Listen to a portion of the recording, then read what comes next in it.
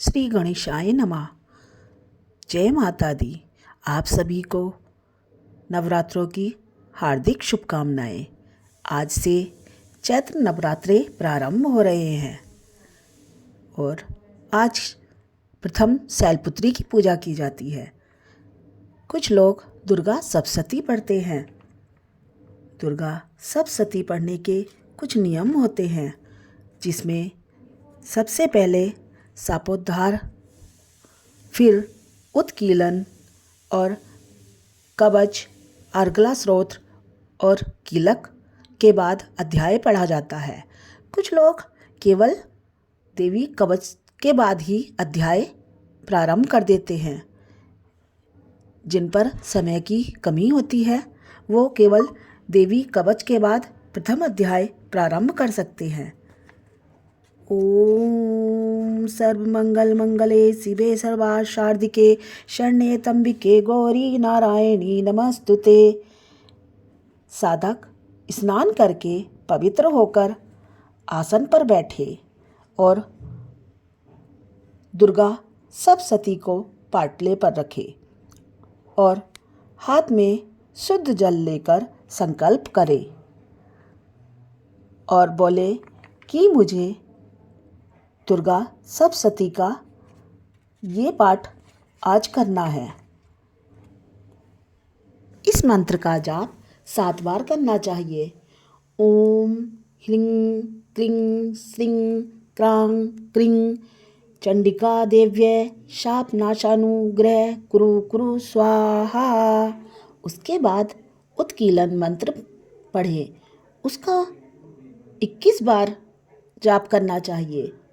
ओम श्रीं क्रीं ह्रीं सप्तशती चंडिके उत्कीलन कुरु कुरु स्वाहा। फिर उसके बाद कवच प्रारंभ करें। मार्कंडेय ऋषि ने कहा, पितामह, जो इस संसार में परम गोपनीय तथा मनुष्यों की सब प्रकार से रक्षा करने वाला है, जो अब तक आपने किसी दूसरे के सामने प्रकट नहीं किया है, कोई ऐसा साधन बताइए। ब्रह्मा जी बोले, ब्राह्मण, ऐसा साधन तो एक देवी का कवच ही है, जो गोपनीय से गोपनीय, परम गोपनीय, पवित्र तथा संपूर्ण प्राणियों का उपकार करने वाला है। हे महामुने, उसे श्रवण करो। देवी की 9 मूर्तियां हैं, जिन्हें नव दुर्गा कहते हैं। उनके पृथक पृथक नाम हैं। प्रथम नाम शैलपुत्री, दूसरी मूर्ति का नाम ब्रह्मचारिणी, तीसरी स्वरूप चंद्रघंटा के नाम से प्रसिद्ध है, चौथी मूर्ति को कुष्मांडा कहते हैं, पांचवी दुर्गा का नाम स्कंद माता है, देवी के छठे रूप को कात्यायनी कहते हैं, सातवीं कालरात्रि और आठवीं स्वरूप महागौरी के नाम से प्रसिद्ध है, नवी दुर्गा का नाम सिद्धिदात्री है।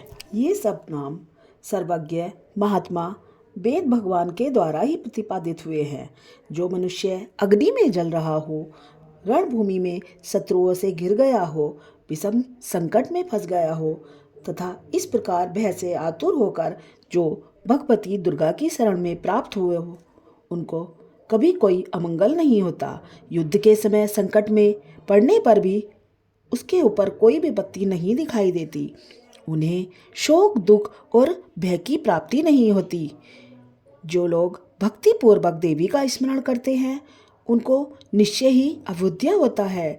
देवी जो तुम्हारा चिंतन करते हैं, उनकी तुम निसंदेह रक्षा करती हो। चामुंडा देवी प्रेत पर आरूढ़ होती है, बाराही देवी भैंसे पर सवारी करती है, इंद्री का वाहन ऐरावत हाथी है, वैष्णवी देवी गरुड़ पर आसन जमाती है, माहेश्वरी वृषभ पर आरूढ़ होती है, कुमारी का वाहन मयूर है, भगवान विष्णु की प्रियतमा लक्ष्मी देवी कमल के आसन पर विराजमान है और हाथों में कमल धारण किए हुए हैं। वृषभ पर आरूढ़ ईश्वरी देवी ने श्वेत रूप धारण कर रखा है। ब्रह्मी देवी हंस पर बैठी हुई हैं और सब प्रकार के आभूषणों से विभूषित हैं। इस प्रकार ये सभी माताएं सब प्रकार की योग शक्तियों से संपन्न हैं। इनके सिवा और भी बहुत सी देवियां हैं जो अनेक प्रकार के आभूषणों की शोभा से युक्त तथा नाना प्रकार के रत्नों से सुशोभित हैं। ये संपूर्ण देवियां क्रोध से भरी हुई हैं और भक्तों की रक्षा के लिए रथ पर बैठी दिखाई देती है। ये शंख, चक्र, गदा, शक्ति, हल, मूसल, खेटक और तोमर, परशु और पास, कुंत और त्रिशूल एवं उत्तम शार, धनुष आदि अस्त्र शस्त्र अपने हाथों में धारण किए हुए हैं। दैत्यों के शरीर का नाश करना, भक्तों को अभय दान देना और देवताओं का कल्याण करना, यही उनके शस्त्र धारण का उद्देश्य है। तुम महान भय का नाश करने वाली हो, तुम्हें नमस्कार है। तुम्हारी ओर देखना भी कठिन है। शत्रुओं का भय बढ़ाने वाली जगदम्बे, मेरी रक्षा करो। पूर्व दिशा में इंद्री मेरी रक्षा करे। अग्निकोण में अग्निशक्ति, दक्षिण दिशा में बाराही, दैत्य कोण में खड़क धारणी मेरी रक्षा करे। पश्चिम दिशा में बारूणी और वायव्य कोण में मृग पर सवारी करने वाली देवी रक्षा करे। उत्तर दिशा में कुमारी और ईशान कोण में शूलधारणी देवी रक्षा करे। ब्रह्माणी, तुम मेरी ऊपर की ओर से रक्षा करो और वैष्णवी देवी नीचे की ओर से रक्षा करो। इस प्रकार सबको अपना वाहन बनाने वाली चामुंडा देवी दसों दिशाओं में रक्षा करे। जया आगे से और विजया पीछे की ओर से रक्षा करे। वाम भाग में अजिता और दक्षिण भाग में अपराजिता रक्षा करे। अधोतिनी शिखा की रक्षा करे। उमा मेरे मस्तक पर विराजमान होकर रक्षा करे। ललाट में मालाधारी रक्षा करे और यशस्वी देवी भोग का संरक्षण करे। भोग के मध्य भाग में त्रिनेत्रा और नथनों की यमगंठा देवी रक्षा करे। दोनों नेत्रों के मध्य भाग में शंखनी और कानों में द्वारवासिनी रक्षा करे। कालिका देवी कपोलों की तथा भगवती शाक कानों के मूल भाग की रक्षा करे। नासिका में सुगंधा और ऊपर के होठ में चर्चिका देवी रक्षा करे।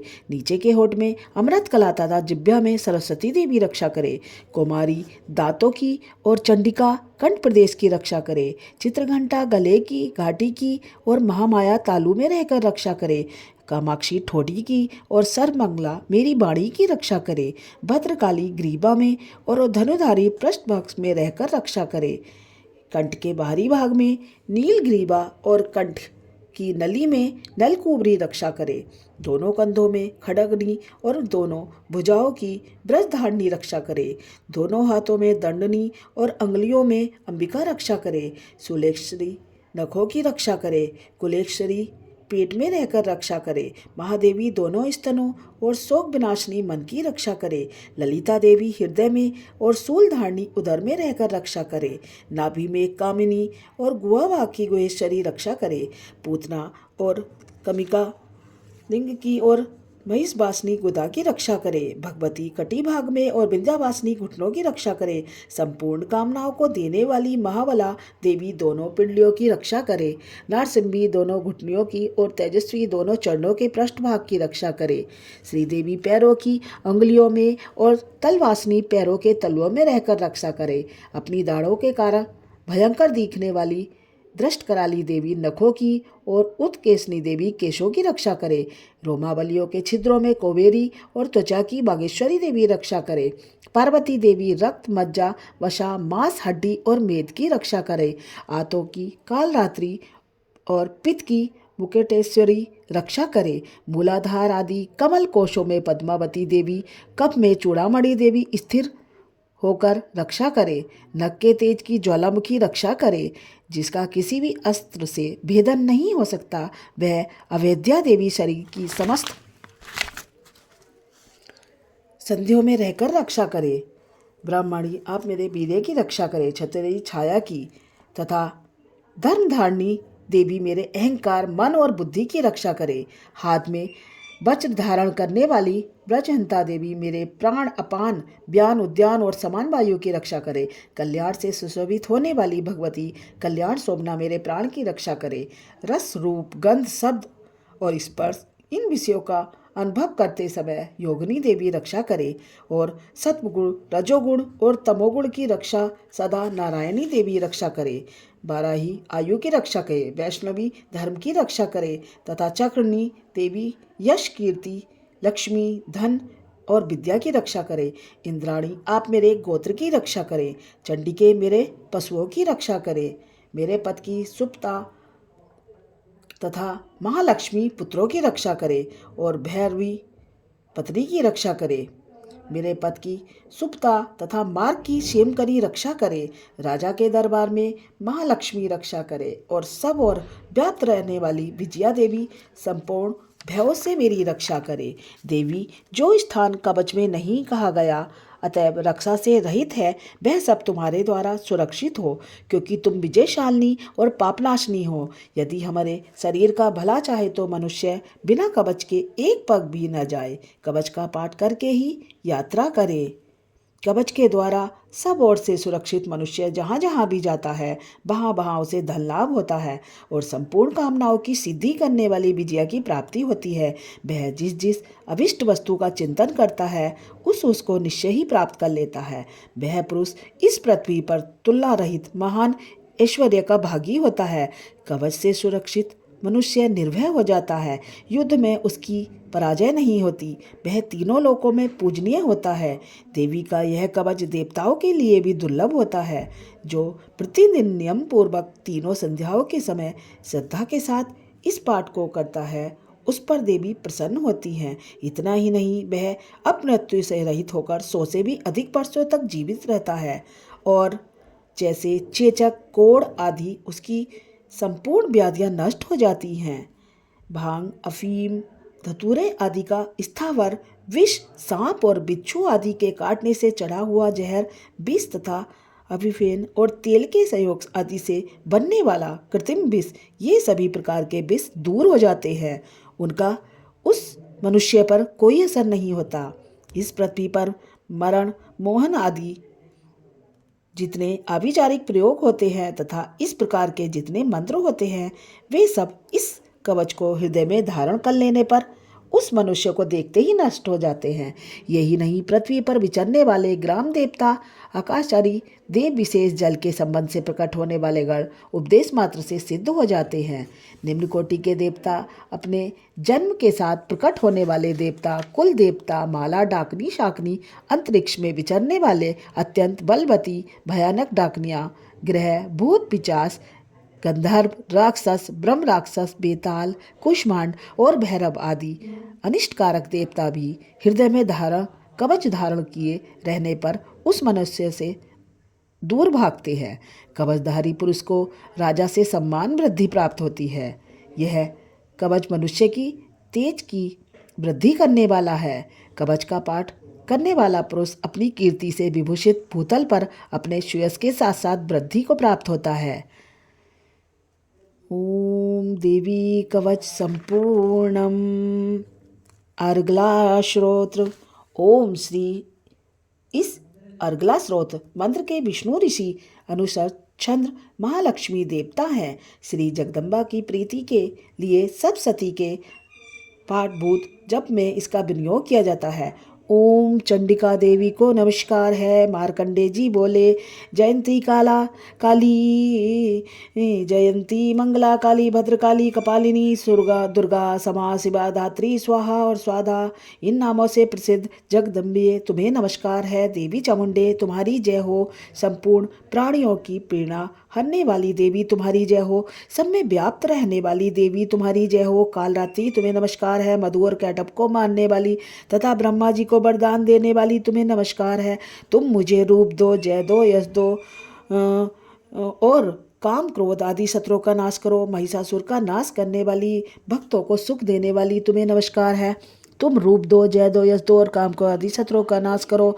रक्त बीज का वध और चंड मुंड का विनाश करने वाली देवी तुम रूप दो, जय दो, यश दो और काम को आदि शत्रुओं का नाश करो। शुंभ और निशुंभ तथा ध्रुमलोचन का मर्दन करने वाली देवी तुम रूप दो, जय दो, यश दो और काम को आदि शत्रुओं का नाश करो। सबके द्वारा बंदित युगल चरणों वाली तथा संपूर्ण सौभाग्य प्रदान करने वाली देवी तुम रूप दो, जय दो, यश दो और काम क्रोध आदि शत्रुओं का नाश करो। देवी तुम्हारे रूप और चरित्र अचित्य है। तुम समस्त शत्रुओं का नाश करने वाली हो। रूप दो, जय दो, यश दो और काम क्रोध आदि शत्रुओं का नाश करो। पापों को दूर करने वाली चंडिके, जो भक्ति पूर्वक तुम्हारे चरण में सर्वदा मस्तक झुकाते हैं, उन्हें रूप दो, जय दो, यश दो और उनके काम क्रोध आदि शत्रुओं का नाश करो। रोगों का नाश करने वाली चंडिके, जो भक्ति पूर्वक तुम्हारी स्तुति करते हैं, उन्हें रूप दो, जय दो, यश दो और उनके काम क्रोध आदि शत्रुओं का नाश करो। चंडिके, इस संसार में जो भक्ति पूर्वक तुम्हारी पूजा करते हैं, उन्हें रूप दो, जय दो, यश दो और उनके काम क्रोध आदि शत्रुओं का नाश करो। मुझे सौभाग्य और आरोग्य दो, परम सुख दो, रूप दो, जय दो, यश दो और मेरे काम क्रोध आदि शत्रुओं का नाश करो। जो मुझसे द्वेष रखते हैं, उनका नाश करो और मेरे बल की वृद्धि करो। रूप दो, जय दो, यश दो और मेरे काम क्रोध आदि शत्रुओं का नाश करो। देवी, मेरा कल्याण करो, मुझे उत्तम संपत्ति प्रदान करो। रूप दो, जय दो, यश दो और काम क्रोध आदि शत्रुओं का नाश करो।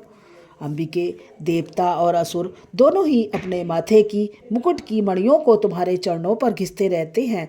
तुम रूप दो, जय दो, यश दो और काम क्रोध आदि शत्रुओं का नाश करो। तुम अपने भक्तजन को विद्वान, यशस्वी और लक्ष्मीमान बनाओ तथा रूप दो, जय दो, यश दो और उसके काम क्रोध आदि शत्रुओं का नाश करो। प्रचंड दैत्यों के दर्पण का दलन करने वाली मुझ शरणागत को रूप दो, जय दो, यश दो और मेरे काम क्रोध आदि शत्रुओं का नाश करो। चतुर्मुख ब्रह्मा जी के द्वारा प्रशंसित चार भुजाधारिणी परमेश्वरी, रूप दो, जय दो, यश दो और काम क्रोध आदि शत्रुओं का नाश करो। देवी अंबिके, भगवान विष्णु नित्य निरंतर भक्ति पूर्वक तुम्हारी स्तुति करते रहते हैं।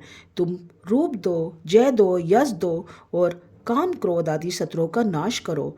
हिमालय कन्या पार्वती के पति महादेव जी के द्वारा प्रशंसित होने वाली परमेश्वरी, तुम रूप दो, जय दो, यश दो और काम क्रोध आदि शत्रुओं का नाश करो। सचीपति इंद्र के द्वारा सदाभ से पूजित होने वाली परमेश्वरी, तुम रूप दो, जय दो, यश दो और काम क्रोध आदि शत्रुओं का नाश करो। प्रचंड भुज दंडों वाली, दैत्यों का घमंड चूर करने वाली, तुम रूप दो, जय दो, यश दो और काम क्रोध आदि शत्रुओं का नाश करो। देवी अंबिके, तुम अपने भक्तजनों को सदा असीम आनंद प्रदान करती हो। मुझे रूप दो, जय दो, यश दो और मेरे काम क्रोध आदि शत्रुओं का नाश करो। मन की इच्छा के अनुसार चलने वाली मनोहर पत्नी प्रदान करो, जो दुर्गम संसार सागर में तारकने वाली तथा उत्तम कुल में उत्पन्न हुई हो। जो मनुष्य इस स्रोत का पाठ करे, सप्तशती महाश्रोत का पाठ करता है, उसे देवी अपने कृपा दृष्टि से कृतार्थ करती हैं। अर्गला स्रोत संपूर्णम ओम अथ कीलक। ओम इस कील का मंत्र का विश्व ऋषि अनुष्ठव छंद श्री महासरस्वती देवता श्री जगदम्बा जी की प्रीति के लिए सप्तशती के पाठभूत जप में विनियोग किया जाता है। ओम चंडिका देवी को नमस्कार है। मार्कंडे जी बोले, विशुद्ध ज्ञान ही जिनका शरीर है, तीनों वेद ही जिनके तीन दिव्य नेत्र है, जो कल्याण प्राप्ति के हेतु तथा अपने मस्तक पर अर्धचंद्र का मुकुट धारण करते हैं, उन भगवान शिव को नमस्कार है। मंत्रों का जो अभिकीलक है, अर्थात मंत्रों की सिद्धि में विश्व उपस्थित करने वाली शाप रूपी कील का जो निवारण करने वाला है, उस सप्तशती स्रोत को संपूर्ण रूप से जानना चाहिए और जानकर उसकी उपासना करना चाहिए। वह भी कल्याण का भागी होता है। उसके भी उच्चाटन आदि कर्म सिद्ध होते हैं तथा उसे भी समस्त दुर्लभ वस्तुओं की प्राप्ति होती है। तथापि जो अन्य मंत्रों का न करके देवी जी की स्तुति करते हैं, उन्हें स्तुति मात्र से ही सच्चिदानंद रूपा देवी सिद्ध हो जाती है। उन्हें अपने कार्य की सिद्धि के लिए मंत्र, औषधि तथा अन्य किसी साधन के उपयोग की आवश्यकता नहीं रहती। बिना जप के ही उनके उच्चाटन आदि समस्त आविचारक कर्म सिद्ध हो जाते हैं। इतना ही नहीं, उनकी संपूर्ण अभिष्ट वस्तुएं भी सिद्ध होती है। लोगों के मन में यह शंका रहती है कि जब केवल सप्तशती की उपासना से अथवा सप्तशती को छोड़कर अन्य मंत्रों की उपासना से भी समान रूप से सब कार्य सिद्ध होते हैं, तो इनमें श्रेष्ठ कौन सा साधन है? लोगों की इस शंका को सामने रखकर भगवान शंकर ने अपने पास आए हुए जिज्ञासुओं को यह समझाया कि सप्तशती नामक संपूर्ण स्रोत ही सर्वश्रेष्ठ एवं कल्याणमय है। तदंतर भगवती चंडिका के सप्तशती नामक स्रोत को महादेव जी ने गुप्त कर दिया। सप्तशती के पाठ से जो पुण्य प्राप्त होता है उसकी कभी समाप्ति नहीं होती। अतः भगवान शिव ने अन्य मंत्रों की अपेक्षा जो सप्तशती की श्रेष्ठता का निर्णय किया है उसे यथार्थ ही जानना चाहिए। हे माता मेरा कल्याण करो, हे माता कल्याण करो।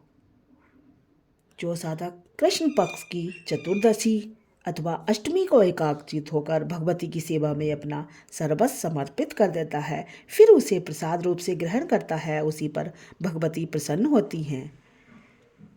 जो पूर्वक रीति से निष्कीलन करके वह सबका प्रोट पाठ करता है वह मनुष्य सिद्ध हो जाता है, वही देवी का पार्षद होता है, वही गंधर्व भी होता है। सर्वत्र विचरते रहने पर भी इस संसार में उसे कहीं भी भय नहीं होता। वह अपमृत्यु के वश में नहीं पड़ता तथा देह त्यागने के अनंतर मोक्ष प्राप्त कर लेता है। इसीलिए कीलक और निष्कीलन का ज्ञान प्राप्त सप्तशती से ही होता है। स्त्रियों में जो कुछ भी सौभाग्य आदि दृष्टिगोचर होता है वह सब देवी के प्रसाद का ही फल है। जितने प्रसाद से ऐश्वर्य, सौभाग्य, आरोग्य, संपत्ति, शत्रुनाश तथा परम मोक्ष की सिद्धि होती है, उस कल्याणमयी जगदम्बा की स्तुति हम करते हैं। ओम कीलक श्रोत्र संपूर्णम। प्रथम अध्याय। हे माते जगदम्बे। ओम प्रथम चरित्र के ब्रह्मा, ऋषि, महाकाली, देवता, गायत्री, चंद्र, नंदा, शक्ति, रगदंतिका बीज, अग्नि तत्व और ऋग्वेद स्वरूप हैं। श्री महाकाली देवता के प्रसन्नता के लिए प्रथम चरित्र के जप में विनियोग किया जाता है। ध्यान। भगवान विष्णु के सो जाने पर मधु और कैटभ को मारने के लिए कमल जन्मा ब्रह्मा जी ने जिनका स्तवन किया, उस महाकाली देवी का सेवन करती हूँ। वे अपने 10 हाथों में खड़ग, चक्र, गदा, बाण, धनुष, शूल, मस्तक और शंख धारण करे हुए हैं। उनके 3 नेत्र हैं। वे समस्त अंगों में दिव्य आभूषणों से विभूषित हैं। उनके शरीर की क्रांति नीलमणि के समान है तथा वे 10 मुख और 10 पैरों से युक्त हैं। मार्कंडे जी बोले, सूर्य के पुत्र सारवीर जो 8वें मनु कहे जाते हैं, उनकी उत्पत्ति का विस्तार कहता हूँ, सुनो। सूर्य कुमार महाभाग सार्वगणी भगवती महामाया के अनुग्रह से जिस प्रकार मदवंतर के स्वामी हुए, वही प्रसंग सुनाता हूँ। पूर्व काल की बात है। स्वरोचित मदवंतर में सुरथ नाम के एक राजा थे जो चैत्र वंश में उत्पन्न हुए थे। उनका समस्त भूमंडल पर अधिकार था। वे प्रजा का अपनी ओर से पुत्रों की भांति धर्मपूर्वक पालन करते थे। तो भी उस समय कीलकाध्वंसरी नाम के क्षत्रिय उनके शत्रु हो गए। राजा सुरथ की दंड नीति बड़ी प्रबल थी। उनका शत्रुओं के साथ संग्राम हुआ। यद्यपि वे संख्या में कम थे, तब भी राजा सुरथ युद्ध में उनसे परास्त हो गए। तब वे युद्ध भूमि से अपने नगर को लौट आए और केवल अपने देश के राजा होकर रहने लगे। किंतु वहाँ भी उन प्रबल शत्रुओं ने उस समय राजा सूरत पर आक्रमण कर दिया। राजा का बल क्षीण हो चला था, इसलिए उनके दुष्ट, बलवान और दुरात्मा मंत्रियों ने वहां उनकी राजधानी में भी राजकीय सेना और खजाने को हथिया लिया।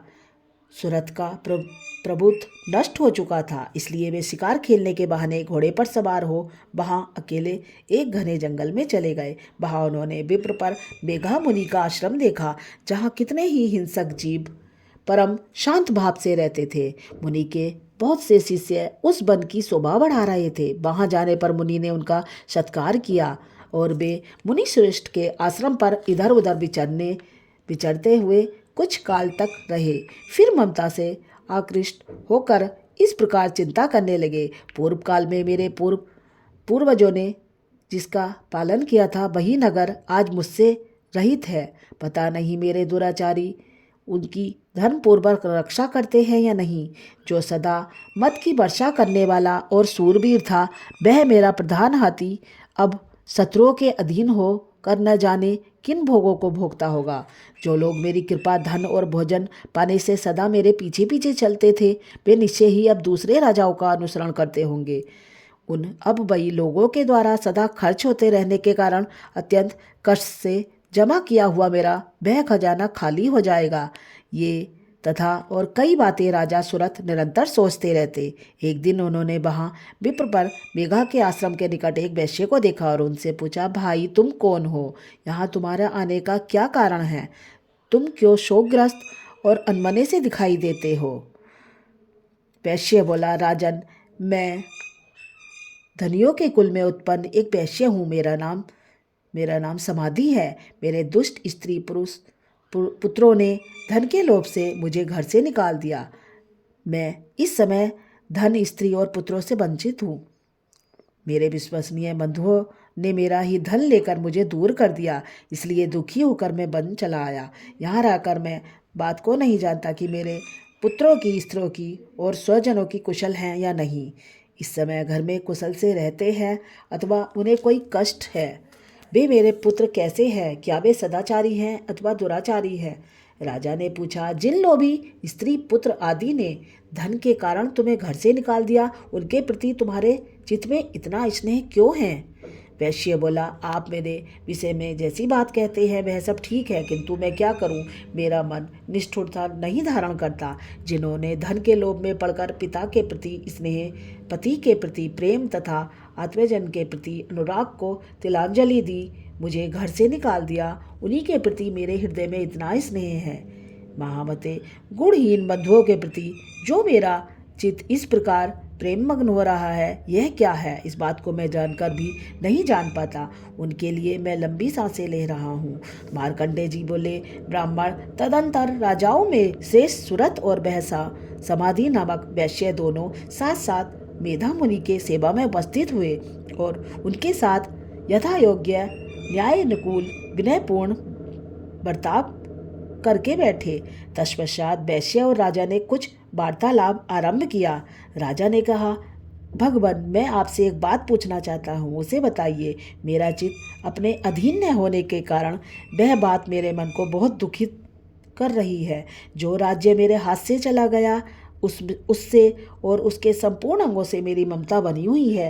मुनि श्रेष्ठ, यह जानते हुए कि भी यह अब मेरा नहीं है, अज्ञानी की भांति मुझे उनके लिए दुख हो रहा है। यह क्या है? इधर यह वैश्य भी घर से अपमानित होकर आया है। इसके पुत्र, स्त्री और परिवार वालों ने इसे छोड़ दिया है। स्वजनों ने इसका परित्याग कर दिया है। यह उनके प्रति अत्यंत हार्दिक स्नेह रखता है। इस प्रकार यह तथा मैं दोनों बहुत दुखी है। जिसमें प्रत्यक्ष दोष देखा गया है, उस विषय के लिए हमारे मन में ममता जनित आकर्षण पैदा हो रहा है। महाभाग, हम दोनों समझदार हैं, तो भी हम जो मोह पैदा हुआ है, यह क्या है? विवेक शून्य पुरुष की भांति मुझ में और इसमें मूर्ता प्रत्यक्ष दिखाई देती है। ऋषि बोले, महाभाग, विषय मार्ग का ज्ञान सब जीवों को है। इसी प्रकार विषय भी सबके लिए अलग अलग है। कुछ प्राणी दिन में नहीं देखते, कुछ रात में नहीं देखते, तथा कुछ जीव ऐसे हैं जो दिन और रात्रि में बराबर देखते हैं। यह ठीक है, मनुष्य समझदार होते हैं, किंतु वे ऐसे नहीं होते। पक्षी, पशु, मृग आदि सभी प्राणी समझदार होते हैं। मनुष्यों की समझ भी वैसी ही होती है जैसी उन मृग और पक्षियों की होती है, तथा जैसी मनुष्यों की होती है वैसी ही उन मृग, पक्षी आदि की होती है, तथा यह अन्य बातें भी प्रायः दोनों में समान ही होती है। समक्ष होने पर इन पक्षियों को तो देखो, ये स्वयं भूख से पीड़ित होते हुए भी मोहबस बच्चों की चोंच में कितने चावल के अन्न के दाने डाल रहे हैं, क्या तुम नहीं देखते?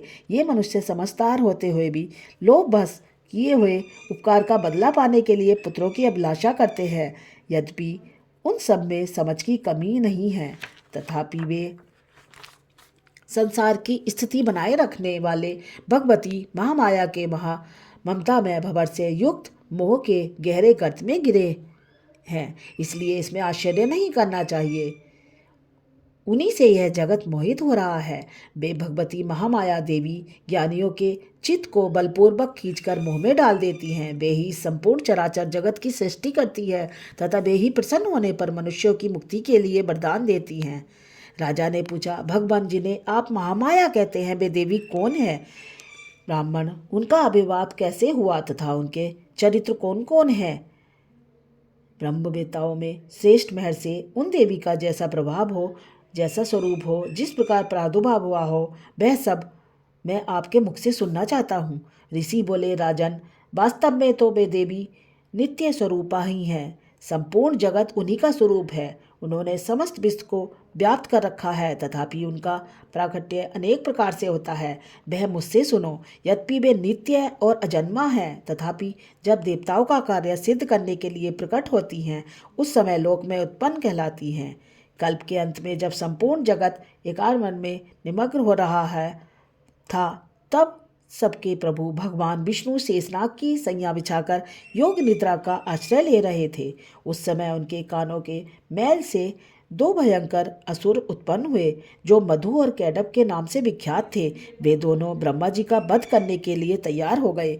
भगवान विष्णु के नाभि कमल में विराजमान प्रजापति ब्रह्मा जी ने उन दोनों भयानक असुरों को अपने पास आया और भगवान को सोया हुआ देख तब एकाग्रचित होकर उन्होंने भगवान विष्णु को जगाने के लिए उनके नेत्रों से निवास करने वाली योग निद्रा का स्तवन आरंभ किया, जो इस विश्व की अधीश्वरी, जगत को धारण करने वाली, संसार का पालन और संहार करने वाली तथा तेज स्वरूप भगवान विष्णु की अनुपम शक्ति हैं। उन्हीं भगवती निद्रा देवी की भगवान ब्रह्मा स्तुति करने लगे। ब्रह्मा जी बोले, देवी, तुम्ही स्वाहा, तुम्ही स्वधा और तुम्ही भ्रष्टकार हो।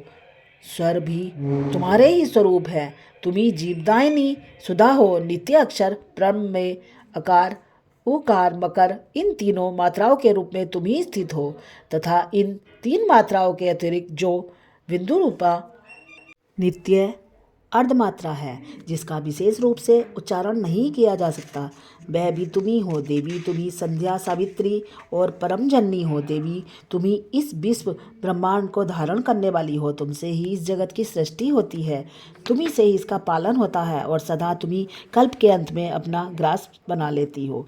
जगन्मयी देवी, इस जगत की उत्पत्ति के समय तुम सृष्टि रूपा, पालन काल में स्थिति रूपा तथा कल्याण के समय संहार रूपा धारण करने वाली हो। तुम्ही महाविद्या, महामाया, महामेधा, महास्मृति, महामोह रूपा, महादेवी और महासुरी हो। तुम्ही तीनों गुणों को उत्पन्न करने वाली सबकी प्रकृति हो। भयंकर कालरात्रि, महारात्रि और मोहरात्रि भी तुम्ही हो। तुम्ही ईश्वरी, तुम्ही हिंग और तुम्ही बोध स्वरूपा बुद्धि हो। लज्जा, पुष्टि, तुष्टि, शांति और समा भी तुम्ही हो। तुम खड़क धारणी, सूल धारणी, घोर रूपा, गदा, चक्र, शंख और धनुष करने वाली हो।